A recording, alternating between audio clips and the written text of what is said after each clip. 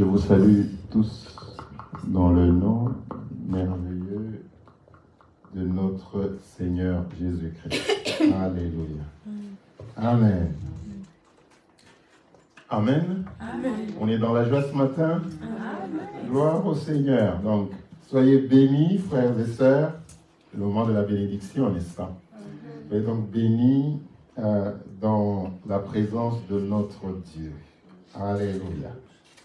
Gloire au Seigneur. Nous avons beaucoup chanté de l'amour aujourd'hui parce que nous sommes dans un mois où nous voulons explorer l'amour de Dieu et je peux vous dire combien je suis béni lorsque je médite sur cet amour. Amen. Amen. Gloire au Seigneur. Et j'espère que vous le serez aussi ce matin. Amen. Nous avions donc commencé à lire dans le livre de Romains au chapitre 5. Alléluia. Gloire au Seigneur. Je vais lire le verset 5. La Bible nous dit que « Or, l'espérance ne trompe pas. » Alléluia. On ne trompe point, même. Parce que l'amour de Dieu est répandu dans nos cœurs par le Saint-Esprit qui nous a été donné. Alléluia. L'amour de Dieu est répandu dans ton cœur par le Saint-Esprit qui nous a été donné. Alléluia. Gloire au Seigneur. Au nom de Jésus-Christ. Alléluia. Frères et sœurs, nous serons bénis et nous sommes bénis par cet amour. Alors, je voudrais vous inviter à aller dans le livre de Jean au chapitre 17. Et je voudrais, c'est un bon texte. Jean 17 est un texte très puissant que je vous convierai à lire tout le texte. En fait, Jésus-Christ exprime dans ce texte son amour avec le Père. Jésus-Christ exprime son unicité avec le Père. Il dit combien il est dans le Père et le Père est en lui. Il exprime aussi combien nous sommes en lui. Oui, on peut allumer là. Voilà. Donc, il exprime combien le Père est en lui et lui est en nous. Tout ça à cause de l'amour. Alléluia. Alors, Daniel, lis-nous verset 22 au verset 23. Alléluia. Gloire au Seigneur. Je leur ai donné la gloire que tu m'as donnée, afin qu'ils soient comme nous sommes un, moi en eux et toi en moi, afin qu'ils soient parfaitement un, et que le monde connaisse que tu m'as envoyé et que tu les as aimés comme tu m'as aimé. Amen. Gloire au Seigneur. Frères et sœurs, ce texte est puissant. La Bible dit, afin que tous soient un, comme toi, Père, tu es. Non, je commence par le verset 21, je commence par le verset 22. Je leur ai donné la gloire que tu m'as donnée. Jésus-Christ est en train de parler au Père en lui disant que la gloire que tu m'as donnée, je la leur ai donnée aussi. Alléluia. Dis après moi, j'ai la gloire de Dieu. J'ai la gloire de Dieu. Parce que Jésus-Christ nous l'a donné. Alléluia. Gloire au Seigneur. Frères et sœurs, la gloire que Dieu a donnée à son Fils nous l'a donnée. Alors si tu pleures sur ton cas, sur ton sort, alors que tu as la gloire que le Fils t'a donné, c'est qu'il y a quelque chose qui ne va pas. C'est que tu n'as rien compris. Et je voudrais que tu comprennes. Alléluia. Afin qu'il soit un, comme nous sommes un. Donc Jésus-Christ a toujours voulu être un avec nous. Comme il est un avec le Père. Ça veut dire que tu n'es pas seul. Tu n'es pas seul. Même toutes les fois où tu t'es senti seul. Même toutes les fois où tu as pensé que tu étais seul. Que tu avais été abandonné. La volonté de Jésus-Christ a toujours été que nous ne nous sentions pas seuls. C'est pourquoi il a même dit, le Seigneur nous dit, qu'il ne nous abandonnera point, ni ne nous délaissera point. C'est-à-dire qu'à chaque instant, à chaque minute, à chaque lieu, que tu sois dans les airs, que tu sois dans le train, que tu sois dans la voiture, que tu sois dans ton lit, partout où tu es, il est avec toi. Alléluia. Il est avec toi.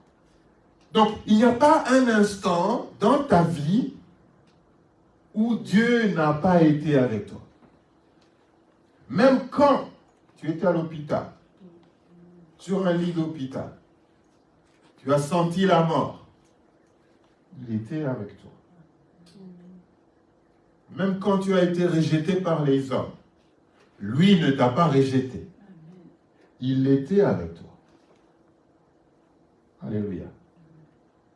Même quand tu as senti que il y avait des forces qui étaient en train de te presser, il était avec toi.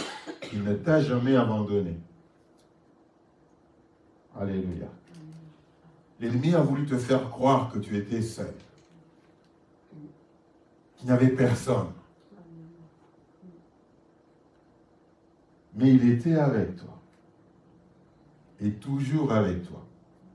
Amen. Moi en eux, et toi en moi. Donc Jésus-Christ en nous, et Dieu en lui. Tu t'imagines que Dieu, dans toute son essence, Dieu, tu t'imagines que toute la divinité vient habiter chez toi. Toute la divinité choisisse de venir habiter chez toi, dans ton cœur. C'est difficile à comprendre. Ce n'est pas facile de comprendre. On ne peut pas accepter cela si facilement. Pourtant, c'est ça la vérité. Dites Amen. Amen. Alléluia. Il dit, verset 23, donc moi en eux et toi en moi, afin qu'ils soient parfaitement un. C'est-à-dire que nous tous là, la volonté de Dieu, c'est que nous soyons un. Nous soyons un. Nous tous. Sa volonté de Dieu, c'est que nous soyons un. Parce que c'est le même Christ, c'est le même Dieu qui est en chacun d'entre nous. Et si c'est le même Dieu qui est en chacun d'entre nous, nous devons agir de la même manière. Nous devons nous aimer. Entre nous, il ne doit pas y avoir de divisions, de querelles. Et même quand il y en a, ça se termine aussi vite que c'est venu. Parce qu'on ne veut pas que des choses comme ça habitent là où le divin habite. Alléluia. Le bout du verset qui va beaucoup nous intéresser ce matin, afin qu'eux aussi soient en nous,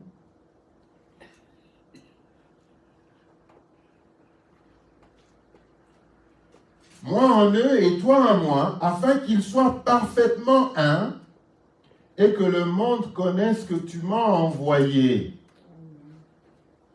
Je disais, le bout du verset qui va nous intéresser ce matin, et que tu les as aimés comme tu m'as aimé. Alors, on serait tenté de croire que quand on dit j'aime les pommes, j'aime les bananes, on serait tenté que cet amour est vague, parce qu'on a utilisé le comme. Mais quand vous voyez la version grecque par rapport à ce mot comme, ça veut dire de la même mesure que, autant que. Ça veut dire que Dieu, ce qu'il veut nous dire ici, que le même amour qu'il a pour son fils, c'est exactement le même amour qu'il a pour toi et pour moi. Et ça me dépasse. Ça me dépasse. Toute la semaine, j'essaie de méditer sur ça. J'essaie de prier sur ça. Ça me dépasse. Ça me dépasse que Dieu, que le même amour qu'il a pour son fils, c'est exactement le même amour qu'il a pour moi. Et ça me dépasse tout autant, ou ça me dépasse encore plus, que le même amour qu'il a pour son fils, qu'il ait le même amour pour des rebelles comme nous. Et ça me dépasse encore plus. Ça me dépasse encore plus. Ça me dépasse encore plus. Comment est-ce que Dieu peut tant aimer son fils et le même amour me le donner à moi et même à nous? Ça me dépasse. Frères et sœurs, ça me dépasse. Je ne peux pas imaginer. Et c'est ça qui fait d'ailleurs que nous ne pourrons jamais comprendre ça et que le Saint-Esprit nous aide à comprendre cela. Que Christ dise, afin qu'ils sachent que tu les as aimés tout autant, de la même mesure que tu m'as aimé. C'est puissant. Si tu arrives à comprendre ça, si tu arrives à recevoir ça, à croire en ça, alors tu es béni. Alors tu connaîtras ce Dieu différemment. Ça ne sera pas le même Dieu. Alléluia. Ça ne sera pas le même Dieu. Donc, le même amour qu'il a en son Fils, c'est le même amour qu'il a pour toi et pour moi, alors que nous sommes des rebelles tout le temps. Tout le temps. C'est puissant. Tu peux nous relire ça, Daniel?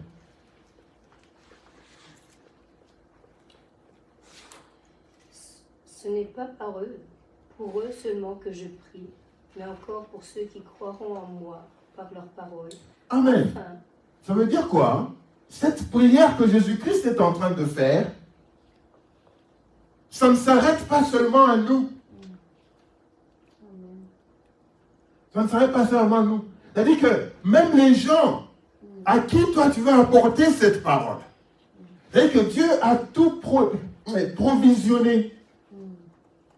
Il a tout provisionné. Il dit, cet amour, ce n'est pas seulement pour vous. C'est même pour ceux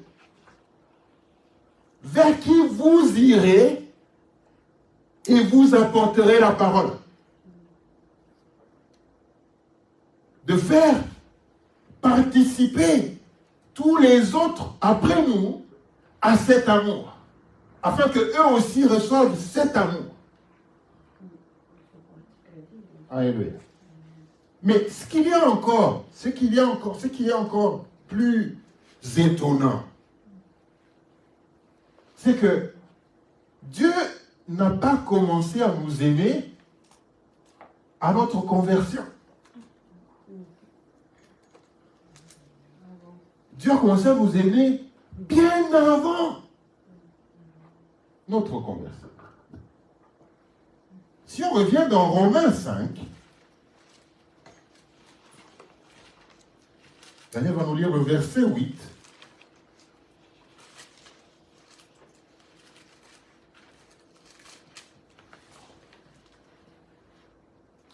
Mais Dieu prouve son amour envers nous, en ce que, lorsque nous étions encore des pécheurs, Christ est mort pour nous.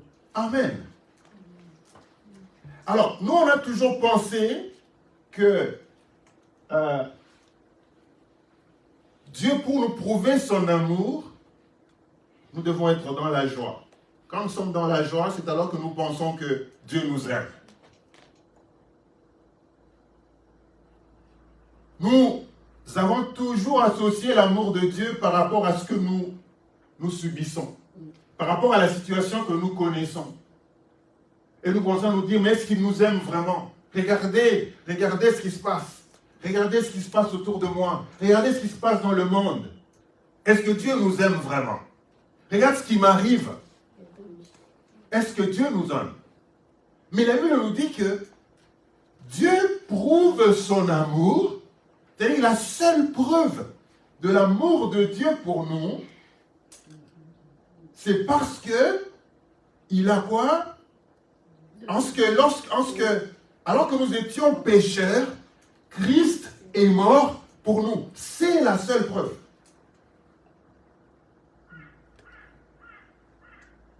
C'est-à-dire que, en d'autres termes, si tu veux voir l'amour de Dieu, regarde à la croix.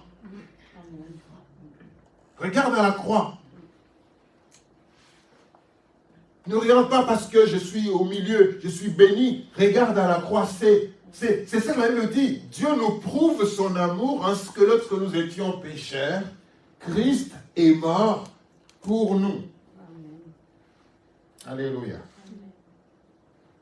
Donc, il n'a pas commencé à nous aimer lorsque nous avons dit oui au Seigneur. Il a commencé à nous aimer bien avant. Bien avant que nous puissions même exister. Alléluia. Bien avant. Bien avant, frères et sœurs.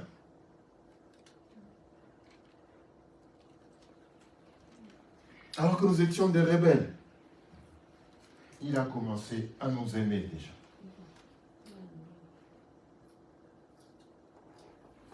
Et c'est ce même amour dont il a aimé son Fils. Et ce même amour dont il nous aime, nous, aujourd'hui. Alléluia. Donc, pour comprendre finalement l'amour de Dieu envers nous, il faut comprendre l'amour de Dieu envers son Fils. Alors là, nous allons comprendre qu'effectivement, c'est de ce même amour que finalement, nous aussi, nous sommes aimés. Alléluia. Gloire au Seigneur. Nous allons prendre un texte. Alléluia. Daniel va nous lire Jérémie 31.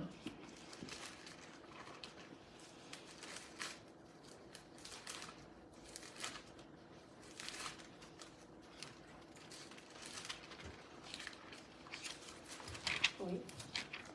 Verset 3. De loin, l'Éternel se montre à moi. Je t'aime d'un amour éternel. Amen. C'est pourquoi je te conserve dans ma bonté. Alléluia. Alors, la Bible parle de l'amour de Dieu sous différents mots. Deux fois, la Bible parle de compassion. Deux fois, la Bible parle de la bonté. Et là, la Bible parle de la miséricorde. Donc, tout ça, ce sont des termes qui se réfèrent en fait à l'amour que Dieu a pour nous. Mais là, la Bible nous dit qu'il nous aime d'un amour, ou il aime son Fils et il nous aime d'un amour éternel. Alléluia. C'est quoi un amour éternel? C'est-à-dire c'est un amour qui n'a ni début, ni fin. Ni commencement, ni fin. Est-ce que tu peux imaginer que Dieu nous aime d'un amour qui n'a jamais commencé, qui n'a pas un début et qui n'aura pas de fin?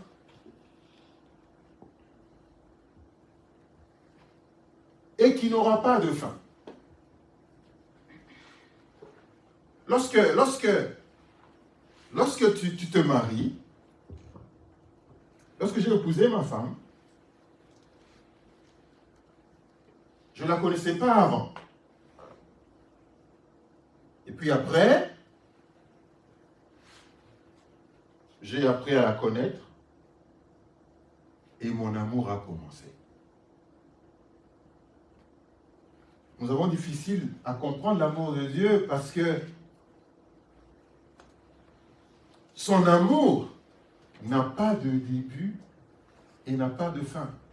Tout amour, si je dois parler de mon amour pour ma femme, a un début et aura une fin le jour où je ne suis pas de ce monde en ce qui me concerne. Si je meurs avant, bien sûr. Est-ce que tu gardez l'amour pour vous-même comme ça? Hein? Elle va rester. Elle va continuer probablement à m'aimer jusqu'à ce que, effectivement, elle décède. Et notre amour aura duré un certain temps. Parce qu'au ciel, on ne va pas se retrouver, même quand les gens ont tendance à dire nous allons nous retrouver au ciel, on ne va pas se retrouver en tant que moi et toi. Il n'y a ni homme, ni femme, ni grec, ni juif, mais tous sont un en Christ, la Bible le dit. Donc cet amour-là a un début et une fin. Mais l'amour de Dieu pour nous est éternel. C'est-à-dire que n'a jamais eu de fin et n'a jamais eu de commencement et n'aura jamais de fin. Il est éternel. C'est en cela que nous avons difficile à connaître cet amour. Et c'est de cet amour dont il aime son Fils et c'est de cet amour dont il nous aime nous. Frères et sœurs, si tu réalises cela dans ta vie, que cet amour dont le Père même, c'est le même amour qu'il aime son Fils, ta vie sera différente. Tu vas réaliser cela tous les jours de cette semaine. J'ai essayé de réfléchir ça, j'ai essayé de comprendre ça. Je dis, mais comment est-ce que, rebelle que je suis, je peux être aimé de la même manière que son Fils? C'est en cela qu'est l'amour de Dieu. Donc l'amour de Dieu n'a jamais eu de commencement ni de fin pour son Fils. Et donc pour nous aussi. Nous allons lire Éphésiens 1. Éphésiens 1, versets 4 à 5.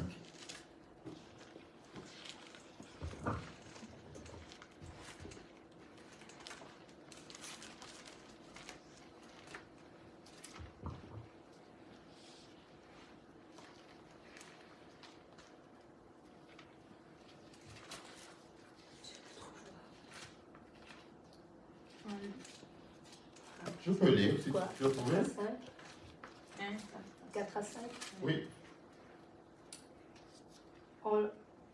En lui, Dieu nous a élus avant la fondation du monde, pour que nous soyons saints et irrépréhensibles devant lui, nous ayant prédestinés dans son amour à être ses enfants d'adoption par Jésus-Christ, selon le bon plaisir de sa volonté. Amen. Amen. Et il le dit, en lui, nous avons été élus avant la fondation du monde. Demande aux scientifiques. Demande aux scientifiques pour qu'ils te disent, ce monde existe depuis quand? Ils vont te donner des chiffres qu'eux-mêmes ne maîtrisent pas.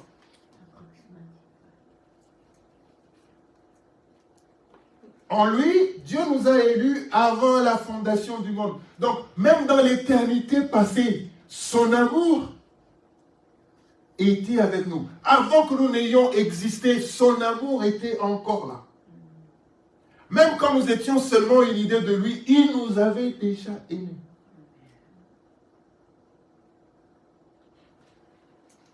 En lui, nous avons été élus avant la fondation du monde pour que nous soyons saints et irréprochables devant lui.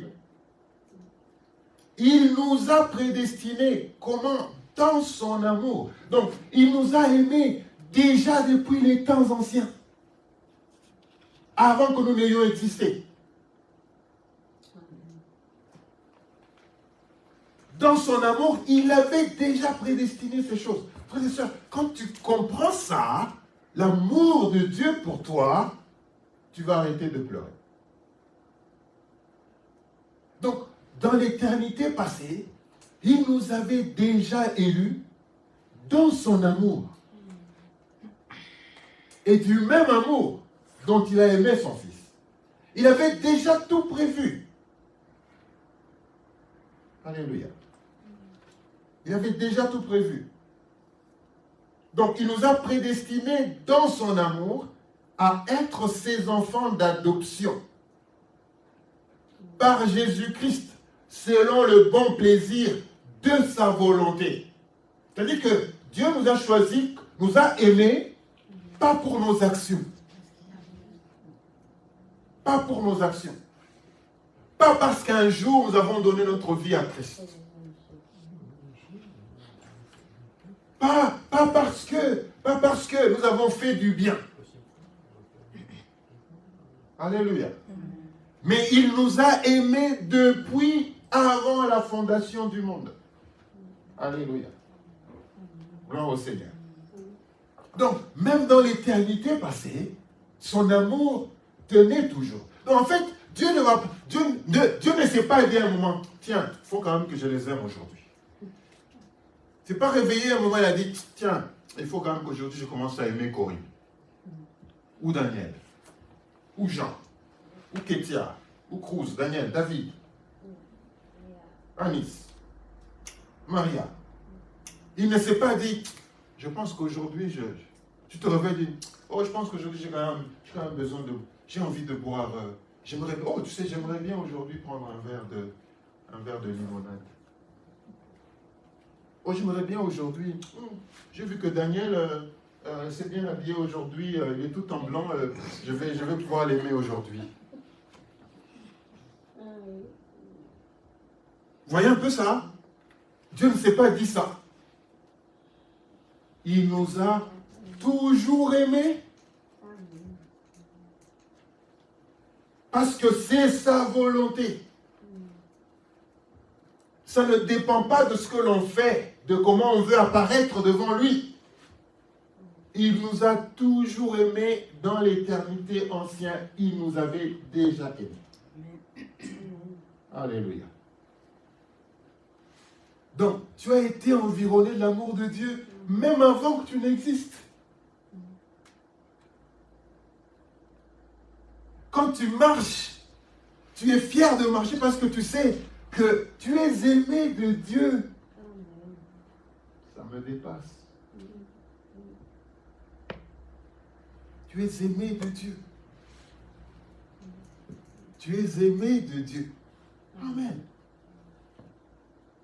Quel que soit ce que les gens peuvent dire ou peuvent faire, tu es aimé de Dieu. Amen. C'est en cela qu'est l'amour. Et c'est le même amour que celui dont il a donné à Christ. Pas seulement l'éternité passée, mais l'éternité future aussi. Est-ce que tu peux nous lire Romains 8, 33 à 35?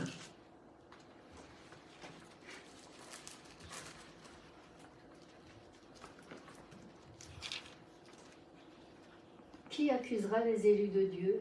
C'est Dieu qui justifie. Qui les condamnera? Christ est mort, bien plus, il est ressuscité, il est à la droite de Dieu et il intercède pour nous. Amen. Qui nous séparera de l'amour de Christ? Sera-ce la tribulation ou l'angoisse, ou la persécution ou la faim, ou la nudité, ou le péril, ou l'épée? Selon qu'il est écrit, c'est à cause de toi que nous met à mort tout le jour, qu'on nous regarde comme des brebis destinées à la boucherie. Amen. Alléluia. Qui accusera les élus de Dieu? Rappelez-vous, il nous a élus depuis avant la fondation du monde. Il nous avait déjà élus dans son amour afin que nous puissions être des fils d'adoption. Maintenant là on dit, mais parce qu'il nous a élus, qui accusera les élus de Dieu? Alléluia. C'est Dieu même qui justifie. C'est-à-dire que si l'ennemi vient t'accuser, Dieu te justifie. Non, c'est pas vrai. Celui-là, je l'ai choisi. Et même quand les gens t'accusent faussement, pourquoi tu veux te bagarrer avec? Pourquoi tu veux perdre ton énergie à discuter avec, à te quereller avec, à vouloir que la vérité puisse triompher de ta bouche? C'est Dieu seul qui justifie. Alléluia. Qui les condamnera? Christ est mort. Bien plus, il est ressuscité. Il est à la droite de Dieu. Et il intercède. Alléluia. Qui nous séparera de l'amour de Christ? Ça veut dire que même dans l'éternité future, il n'y a rien qui peut nous séparer de cet amour, parce que cet amour est éternel. Ça n'a jamais eu de commencement et ça n'aura jamais de fin. Alléluia. Sera-ce la tribulation ou l'angoisse, même quand tu étais angoissé, parce que tu étais angoissé, Dieu n'a pas cessé de t'aimer. Même quand tu étais persécuté,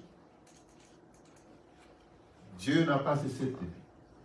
Même quand tu n'avais rien, tu t'es fâché contre tout le monde, on ne me regarde pas, personne ne regarde à mes besoins, alors que eux ils mangent chez eux, moi je n'ai rien. Dieu n'a pas cessé de t'aimer. Alléluia. Gloire au Seigneur. La nudité, le péril ou l'épée,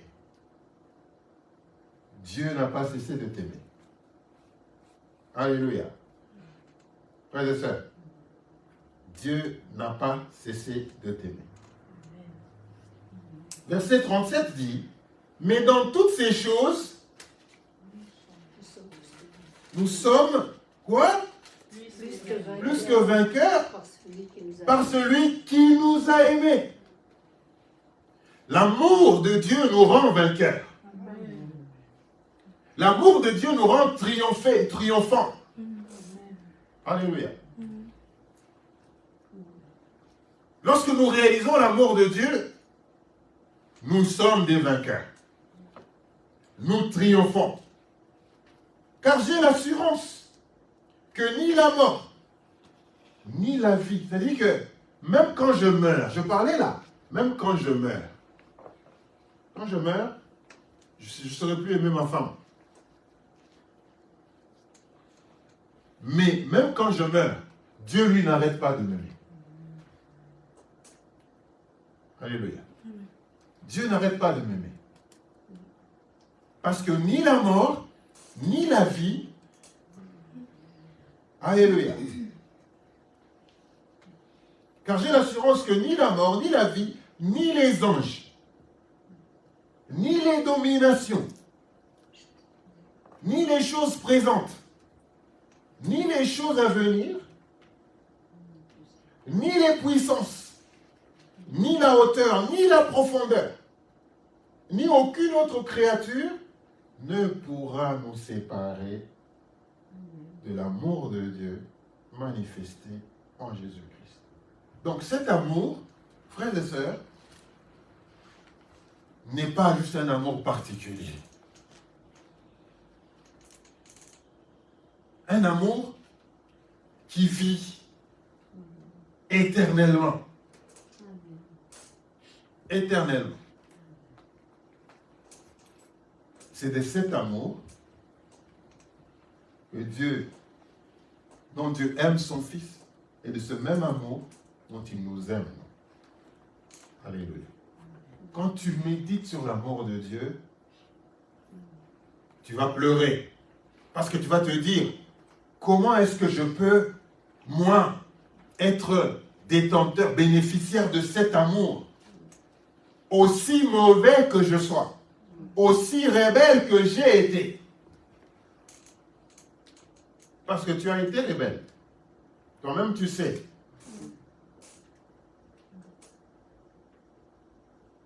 Un moment, tu as dit, je m'en fous. Je fais quand même.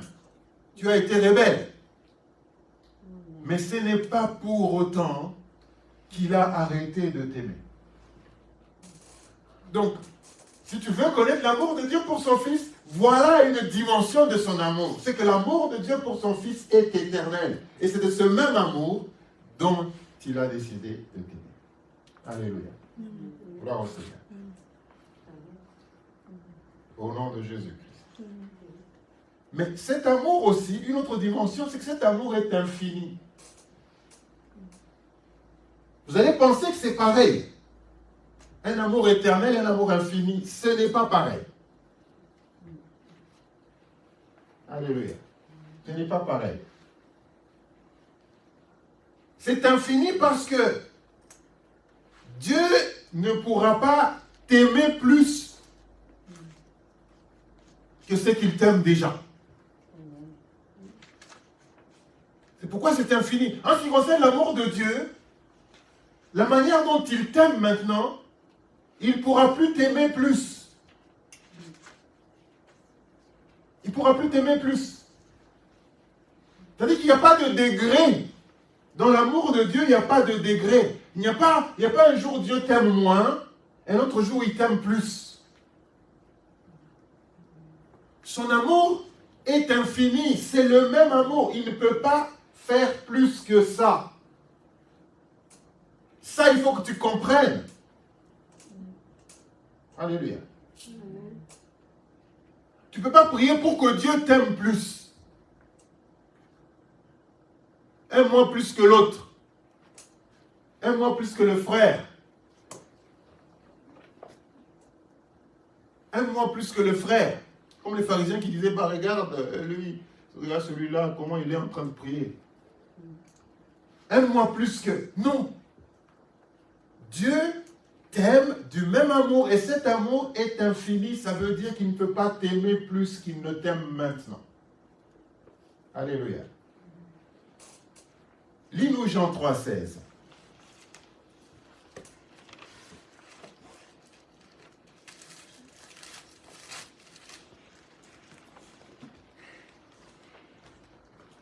Car Dieu a tant aimé le monde qu'il a donné son Fils unique, afin que quiconque croit en lui ne périsse point, mais qu'il ait la vie éternelle. Amen. Elle dit que Dieu a tant aimé le monde, il a tant aimé le monde, il a tant aimé le monde, cet amour pour le monde était tel que, en d'autres termes, qu'il a donné son Fils unique. Qu'il a donné ce qu'il avait de plus précieux. Il n'y a rien de plus précieux que son Fils unique. Dieu n'a rien de plus précieux que son Fils unique. C'est pourquoi cet amour est infini. Parce qu'il ne peut pas donner autre chose pour t'aimer encore plus. Alléluia. C'est-à-dire que ce qu'il avait de précieux, il nous a donné à cause de son amour.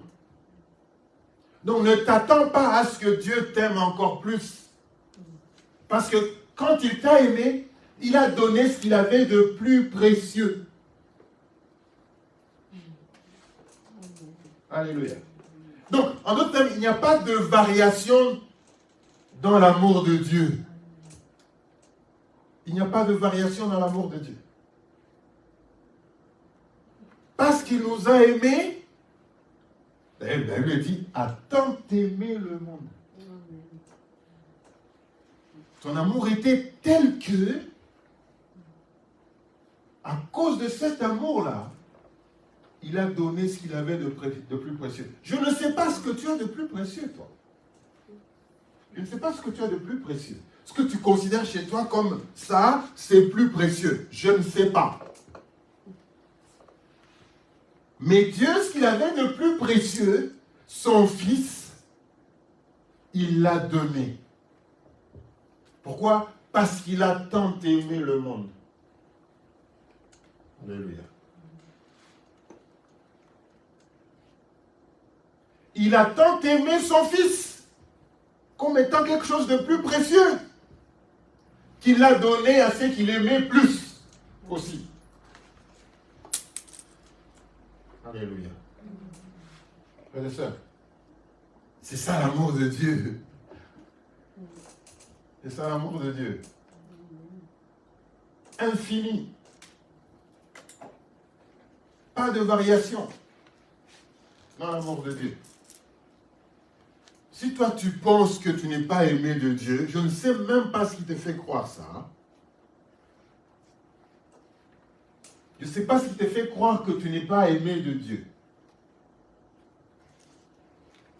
Alors qu'elle dit, il a tant aimé le monde.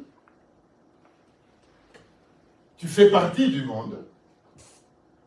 Il a tant aimé le monde qui était d'ailleurs rebelle.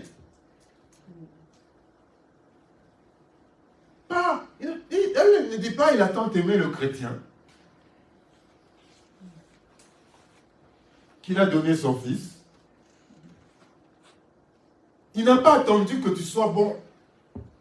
Il n'a pas attendu que tu dises oui à son appel. Il n'a pas attendu que tu considères son Fils comme Seigneur et Sauveur pour te le donner. Alors que tu étais rebelle, tu faisais partie du monde.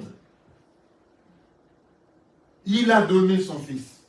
Cet amour du monde a fait qu'il donne ce qu'il avait de plus précieux. Donc, il ne pourra pas donner autre chose que ça. Il ne faut pas s'attendre à ce que Dieu puisse un jour encore se réveiller et dire, alors parce que là, quand j'ai donné mon Fils, c'était une première partie, voici la deuxième partie. Il n'y aura pas ça. Il a tant aimé le monde, son amour pour le monde était tel que il a donné ce qu'il avait de plus précieux. Alléluia. Donc il ne peut pas t'aimer plus que ça. Il ne pourra